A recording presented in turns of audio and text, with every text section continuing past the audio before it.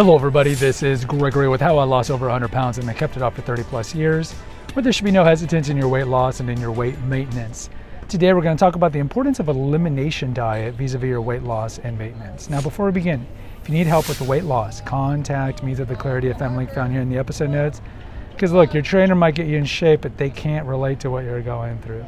Also check out my website, Naturopathic Earth, with a lot of recipes and articles, my podcast, The Awakened Man, my 2 books, and if you appreciate my content, please hit the like button. All right, so an elimination diet is important. We really shouldn't call it an elimination diet. I think most of you have heard of this. It's certainly been more in the zeitgeist the last 5 years because many of the crash diets or fad diets implement the elimination diet. So essentially, why is an elimination diet important and what is it? Let's just step back and say, what is it? Well, a lot of Americans have sensitivity to certain foods. There are certain foods that just by their nature can trigger issues with the body, whether it be autoimmune problems or other problems.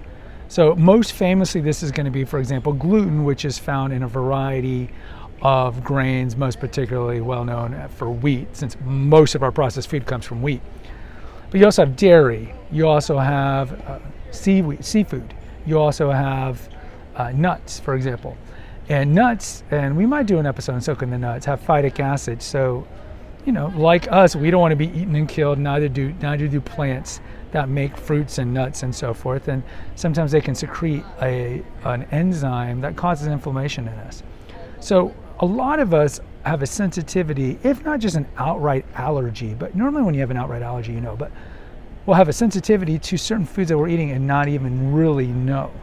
But there's outward signs that you might have a sensitivity to it. This is going to be bloating, weight gain, diarrhea, brain fog, the inability to focus, and so forth. And so a lot of us might be allergic or sensitive to a food and not know it. So how do you find out? Well, there's 2 ways to do it. One is the expensive way, one's the cheaper way. The expensive way is to do a blood test, and you can find out if you are allergic to the aforementioned or something else. Some people are allergic to very strange things.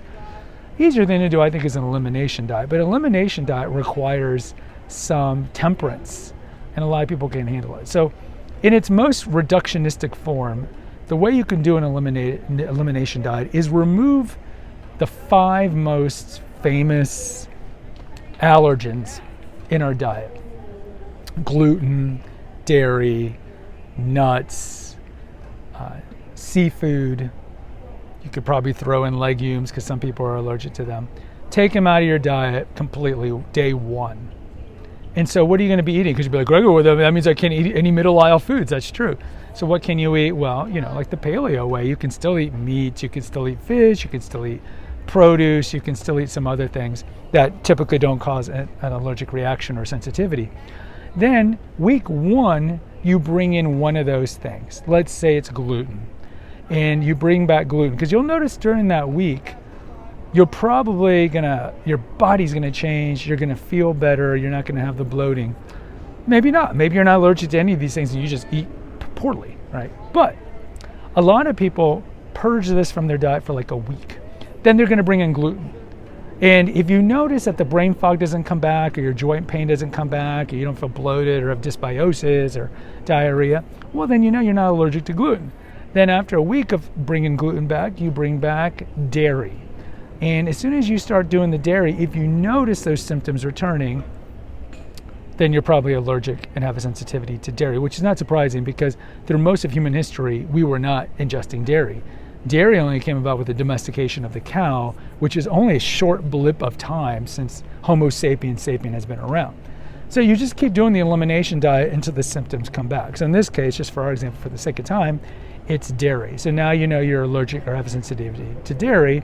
So now you either got to figure out, okay, well, am I just going to eat low lactose foods like Greek yogurt, or am I going to go to ghee instead of butter, or am I just going to eliminate dairy the best that I can altogether and eat like coconut ice cream and these other things?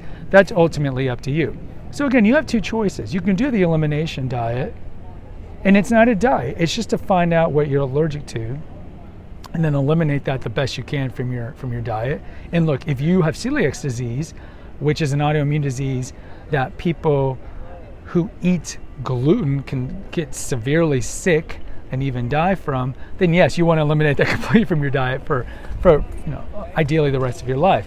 But for the rest of us who have sensitivities, this is an easy way to find out what you have a sensitivity to that could be leading to your bloating and or sabotaging your weight loss and your weight gain. Again, the other option is just do a blood test, but the blood test can be expensive. But either way, it's a good thing to figure out, because look, if there's something that's sabotaging your weight loss journey and it's easy to figure out what it is, especially if it's something that you don't even really like to eat, then why not do it? It's a win-win situation.